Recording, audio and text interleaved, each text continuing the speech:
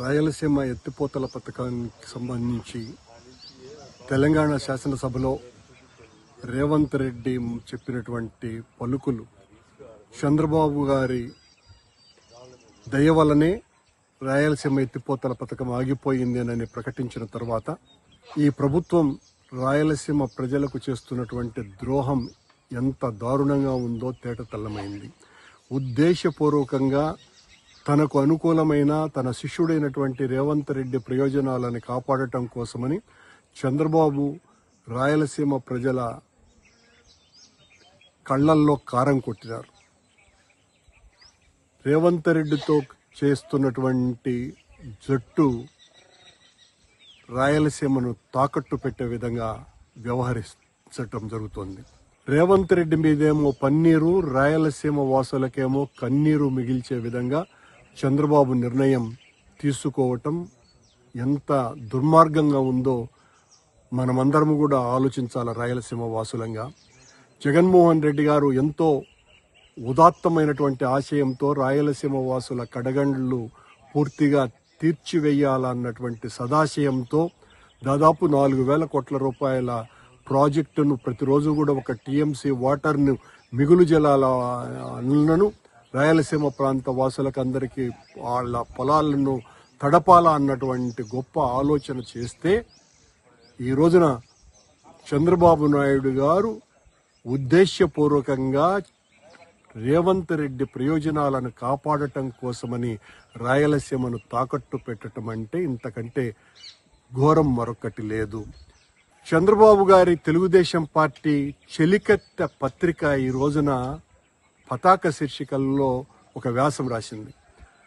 ప్రభుత్వ వర్గాలు జగన్మోహన్ రెడ్డి గారే ద్రోహం చేసినారు ఎత్తిపోతల పథకానికి అని చెబుతూ, ఎంత దారుణమైనటువంటి విషయం. ఎవరు ఆ ప్రభుత్వ వర్గాలు అంటే ఈ రాష్ట్రంలో ఉన్నటువంటి అధికారులను అందరినీ కూడా తెలుగుదేశం పార్టీ కార్యకర్తలుగా ఆ చెలికెత్త పత్రిక మార్చివేసింది. ఆ వ్యాసం ద్వారా తెలుగుదేశం పార్టీకి సంబంధించినటువంటి నాయకులకు ఎవరికీ కూడా దాని మీద ఏ రకమైనటువంటి అవగాహన లేకపోవడంతో సాక్షాత్తు ఆ చెలికత్తె భుజానకు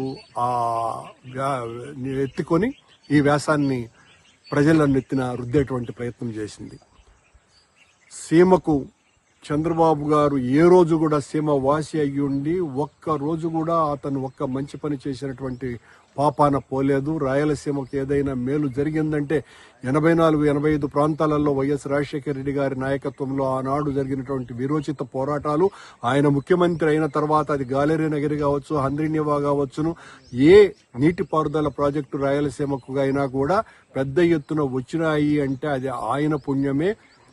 రాజశేఖర రెడ్డి గారే లేకపోయి ఉంటే రాయలసీమ వాసులకు తీరని నష్టం జరుగుండేది. ఆయన వారసుడుగా జగన్మోహన్ రెడ్డి గారు మరింతగా రాయలసీమ వాసుల కడగండ్లను తీర్చాలన్నటువంటి గొప్ప ఆలోచనతో ఈ ఎత్తిపోతల పథకానికి శ్రీకారం చుడితే ఆ చెలికెత్త పత్రిక జగన్మోహన్ రెడ్డి ఏమాత్రం కూడా ప్రయత్నం చేయలేదు, ఎస్జిటిలో దాని మీద అనుమతులకు ప్రయత్నం చేయలేదు అని ఆయన నిర్ణయమే నన్ను రాస్తూ కూడా దాని మీద పెద్ద ఎత్తున బండలు వేసేటువంటి ప్రయత్నం చేస్తుంది.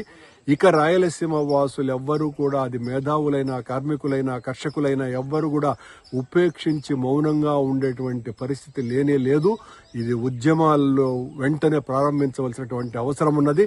తెలంగాణ ప్రయోజనాల కోసమని రాయలసీమ వాసుల నిరంతరం క్షామంతోనూ నిరంతరం నిర్లక్ష్యానికి గురైనటువంటి రాయలసీమ వాసులు ఇకనైనా కూడా తిరగబడాల్సినటువంటి అవసరం ఉన్నది. జగన్మోహన్ రెడ్డి గారు తీసుకున్నటువంటి ఆ ఎత్తిపోతల పథకం యొక్క నిర్ణయాన్ని సమర్థిస్తూ మనమందరం కూడా పెద్ద ఎత్తున పోరాటం చేయాలా, ఆందోళనలు చేయాలా. ఎట్టి పరిస్థితుల్లోనూ మౌనమైనటువంటి ప్రకటనలతో సరిపెట్టడానికి వీలే లేదు. సమయం ఆసన్నమైనది అన్నటువంటి విషయం రేవంత్ రెడ్డి ప్రకటనతో చాలా స్పష్టంగా తెలిసిపోయింది. చంద్రబాబు చేస్తున్నటువంటి ద్రోహం ఏందో తెలిసిపోయింది. మళ్ళీ దాని మీద వైఎస్ఆర్ కాంగ్రెస్ పార్టీకి సంబంధించినటువంటి శ్రేయోభిలాషులందరూ కూడా దాని ప్రభుత్వం చేస్తున్నటువంటి ద్రోహాన్ని ఎండగడుతూ ఉంటే దాన్ని ఎంత నీచంగా అడ్డుకునేటువంటి ప్రయత్నం చేస్తున్నాయో ఇదంతా కూడా మనం ప్రజలకు తెలియజెప్పాల్సినటువంటి అవసరం ఉన్నదనని ఈ సందర్భం గుర్తు చేస్తుంది.